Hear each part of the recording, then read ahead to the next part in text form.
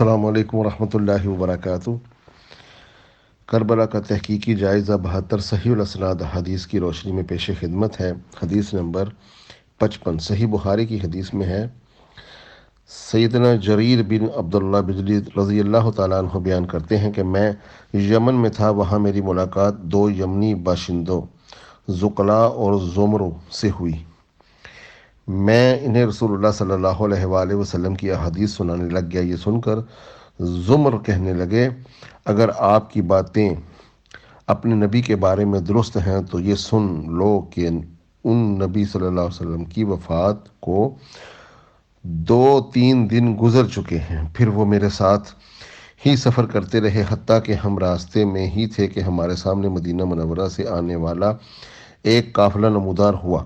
اور ہم نے ان سے نبی صلی اللہ علیہ وآلہ وسلم کے متعلق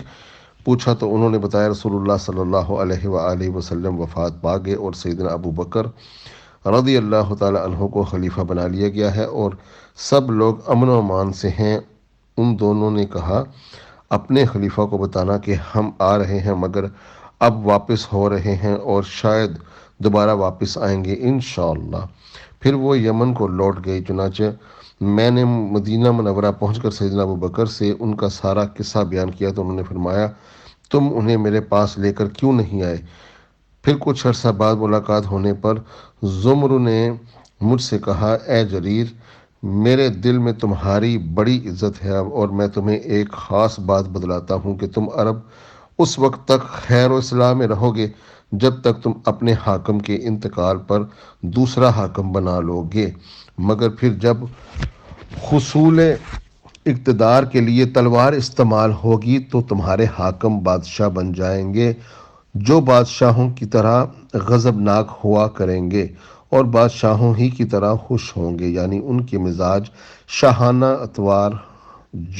جاہرانہ ہوں گے۔ صحیح بخاری کی حدیث میں ہے، سیدنا عبداللہ بن عباس بیان کرتے ہیں کہ ایک دن میں منی میں سیدنا عبد الرحمن بن عوف کے گھر میں تھا اور امیر المومنین سیدنا عمر بن خطاب کے آخری حج میں ان کے ساتھ تھے۔ سیدنا عبد الرحمن لوٹ کر اور مجھ سے کہنے لگے، کاش تم اس وقت اس شخص کو دیکھتے جو آج امیر المومنین کے پاس آیا اور کہنے لگا، اے امیر المومنین، کیا آپ اس فلاں شخص سے پوچھ گچھ نہیں کریں گے جو یہ کہتا ہے کہ اگر سیدنا عمر فوت ہو گئے تو میں فلاں شخص کے بیعت کر لوں گا، کیونکہ سیدنا ابو بکر کی بیعت بھی تو اچانک بغیر کسی منصوبے کے ہوئی تھی اور کامیاب رہی تھی۔ اس کی یہ خبر سن کر سیدنا عمر غصے میں آ گئے اور فرمایا، انشاءاللہ تعالی آج شام میں ضرور لوگوں کو خطبہ دوں گا اور انہیں ان سازشی لوگوں سے خبردار کروں گا جو لوگوں سے معاملات یعنی اقتدار چھین لینا چاہتے ہیں۔ اس پر سیدنا عبد الرحمن بن عوف نے عرض کیا، اے امیر المومنین، ابھی ایسا نہ کیجیے، کیونکہ حج کے موقع پر ہر قسم کے عامی اور بازاری لوگ بھی جمع ہوئے ہوتے ہیں اور یہی لوگ خطبے کے وقت آپ کے کرب و جوار میں اکٹھے ہوں گے، اور مجھے خوف ہے کہ آپ کی ایسی بات کہہ دے جو غلط مطلب و مفہوم کے ساتھ ہر طرف پھیل جائے اور لوگ اسے درست سیاق و سباق کے ساتھ نہ سمجھ پائیں، لہٰذا آپ تھوڑا سا انتظار کر لیں حتیٰ کہ آپ مدینہ منورہ پہنچ جائیں، جو کہ ہجرت اور سنت کا گڑھ ہے، اور وہاں آپ سمجھدار لوگوں اور معززین کے ساتھ مخصوص مجلس سمجھ پائیں، لہٰذا آپ رضی اللہ تعالیٰ عنہ تھوڑا سا انتظار کر لیں حتیٰ کہ آپ مدینہ پہنچ جائیں، جو کہ ہجرت اور سنت کا گڑھ ہے۔ تو گفتگو کی موضوع مفہوم میں لیا جائے تو حضرت عمر نے فرمایا، ٹھیک ہے، لیکن اللہ تعالیٰ کی قسم انشاءاللہ تعالیٰ میں مدینہ پہنچتے ہی پہلا کام یہی کروں گا۔ سیدنا عبداللہ بن عباس بیان کرتے ہیں کہ جب ہم لوگ ذوالحج کے آخر میں مدینہ واپس تشریف لائے اور جمعہ کے دن میں نے سورج ڈھلتے ہی جلدی سے مسجد میں چلا گیا، میں نے دیکھا کہ سیدنا سعید بن زید ممبر کے پاس پہلے ہی تشریف فرما تھے۔ میں بھی ان کے قریب ہی بیٹھ گیا اور میرا گھٹنا ان کے گھٹنے کو چھو رہا تھا۔ ابھی زیادہ دیر نہیں گزری تھی کہ سیدنا عمر بھی خطاب تشریف لے آئے۔ انہیں آتا دیکھ کر میں نے سیدنا سعید سے کہا، آج وہ ایسا خطبہ دیں گے کہ خلیفہ بنائے جانے کے بعد آج تک ایسا خطبہ نہیں دیا گیا۔ سیدنا سعید نے میری بات میں اتفاق نہ کیا اور کہنے لگے، نہیں، کوئی نئی بات نہیں ہوگی۔ سیدنا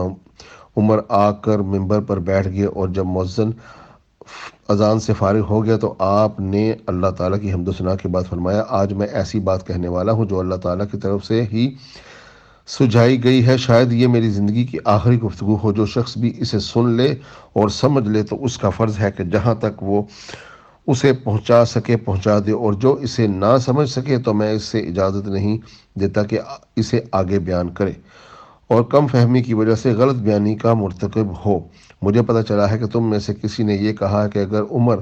فوت ہو گئے تو فلاں شخص کی بیعت کر لیں گے۔ اے لوگو، دیکھنا تم میں سے کسی شخص کو اس بات سے غلط فہمی نہ ہو کہ سیدنا ابو بکر کی بیعت بھی اچانک ہوئی تھی اور اس کے باوجود منعقد ہو گئی تھی اور کامیاب ٹھہری تھی۔ خبردار، وہ بیعت واقعی ہوئی تھی تو اسی طرح اچانک، لیکن اللہ تعالیٰ نے محض اپنے فضل و کرم سے خاص اس موقع پر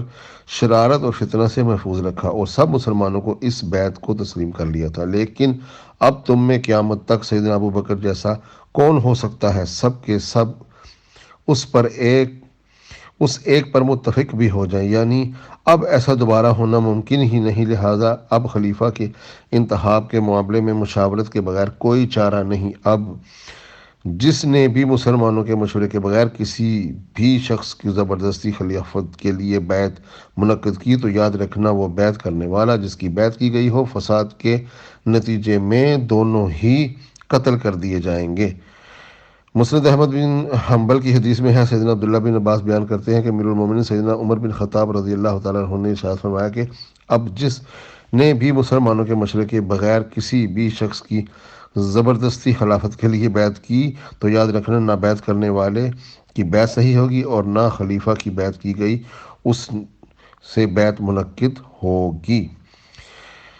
اس حدیث میں صاف واضح ہو چکا ہے کہ حضرت عمر بن خطاب رضی اللہ تعالیٰ عنہ کے دور میں ہی کوئی سازشی ٹولہ یہ بات پھیلا رہا تھا کہ عمر کے مرنے کے بعد ہم بھی فلاں کی بیعت کر لیں گے۔ اب یہ فلاں بن فلاں کون ہے، اس کا ذکر امام بخاری نے نہیں کیا۔ امام بخاری اکثر احادیث میں اس طرح کا کلام کر جاتے تھے، فلاں بن فلاں نے فلاں کو کچھ کلام کیا، اس طرح کی باتیں کر کے وہ اپنے مفہوم کو چھپا جاتے تھے، شاید ان کے اوپر یہ عذر ہو کہ بادشاہوں کی حکومت میں ان کو قتل نہ کیا جائے۔ لہٰذا یہ فلاں بن فلاں کون تھے، اس کو ہم جائزہ لیں گے کہ ایسے لوگ جو کہ تلوار کے زور پر حکمران بنیں گے اور پھر تلوار کے زور پر ہی حکمرانی کریں گے، تو اس طرح حضرت عمر نے بھی ان لوگوں کے متعلق یہی فرمایا کہ تمہیں چاہیے کہ ایسے شخص کو جو بیعت مانگے اور جس کی بیعت کی جائے دونوں کو قتل کر دیا جائے۔ تو آپ نے دیکھ لیا معاویہ بن سفیان نے حضرت علی اور حضرت حسن کے خلاف تلوار زنی کی اور تلوار زنی ہی کے زور پر جبری حکومت قائم کی اور اپنی حکومت کے اختتام سے پہلے ہی 4 سال یزید کی ولی عہدی کی اور پیسوں سے اور تلوار سے اور اپنے مکر و فریب سے لوگوں سے بیعتیں لیتے رہے اور اس رسم بد کو سر انجام دیا۔ السلام علیکم ورحمۃ اللہ وبرکاتہ۔